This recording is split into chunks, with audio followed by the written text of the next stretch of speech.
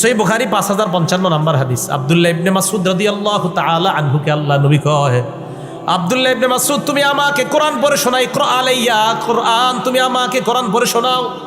আব্দুল্লাহ ইবনে মাসউদ জবাব দিলেন, আকরা আলাইকা ওয়া আলাইকা উনজিলা ইয়া রাসূলুল্লাহ, আমি আপনাকে কোরআন পড়ে শোনাবো অথচ কোরআন আপনার উপর নাজিল করা হয়েছে, আমি কিভাবে আপনাকে কোরআন পড়ে শোনাই?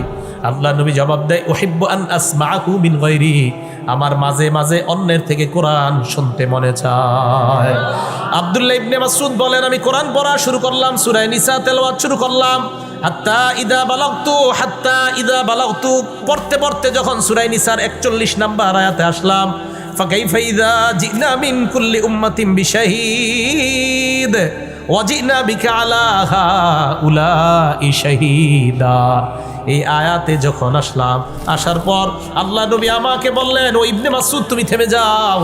আব্দুল্লাহ ইবনে মাসউদ বলেন, আমি থেমে গেলাম। ওই আয়াতে আসছে, সেদিন কি অবস্থা হবে, যেদিন উম্মতের বিরুদ্ধে আমি সাক্ষীদার করাবো, সেদিন কি অবস্থা হবে। আল্লাহর নবী এই আয়াত যখন শুনলেন, আব্দুল্লাহ ইবনে মাসউদকে বললেন, তুমি থামো। আব্দুল্লাহ ইবনে মাসউদ বলেন, আমি থামলাম। থামার পর মাথা উঠায় নবীর দিকে তাকাইলাম, তাকায় দেখি আল্লাহ নবীর চোখ মুবারক থেকে পানি ঝরে পড়তেছে, কাঁদতেছে উম্মতের জন্য। আহারে কি হবে উম্মতের। তাহলে অন্যের কাছ থেকে মাঝে মাঝে কোরআন শুনলে আপনার চোখ দিয়ে পানি পড়বে, যদি অর্থ বুঝেন। মাঝে মাঝে অন্যকে কোরআন শোনানো।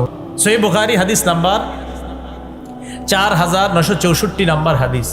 এই হাদিসের মধ্যে আসছে, রাসূল আকরাম সাল্লাল্লাহু আলাইহি সাল্লাম উবাই ইবনে কাব রাদিয়াল্লাহু তাআলা আনহুকে বলেন, উবাই ইন্নাল্লাহা আমারানি আন আকরা আলাইকা, উবাই আল্লাহ আমারে আদেশ করছে আমি যেন তোমারে কোরআন পড়ে শোনাই। সুবহানাল্লাহ। নবীজির সাহাবা হযরত উবাই বলেন, আল্লাহু সাম্মানি ইয়া রাসূলুল্লাহ, হুজুর আল্লাহ কি আমার নামটা নিয়ে বলছে? হুজুর আল্লাহ কি আমার নাম নিয়ে বলছে? নবীজি বললেন, আল্লাহু সাম্মানি লিহা উবাই, আল্লাহ তোমার নাম এই উবাই, এই নামটা নিয়েই বলছে আমি যেন তোমারে কোরআন শোনাই।